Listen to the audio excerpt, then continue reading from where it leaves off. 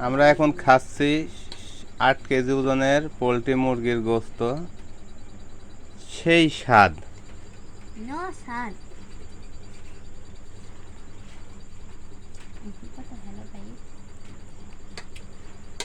এই যে খাচ্ছি পোলট্রি মুরগির গোস্ত।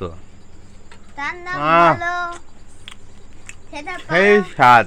সেটা পালন করছে, তার নাম হলো মোহাম্মদ লানা ইসলাম, মানে আলী। এত স্বাদ কে?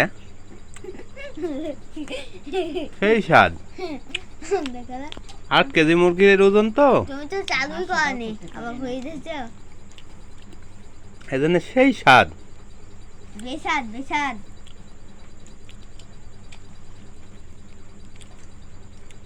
সেই স্বাদ।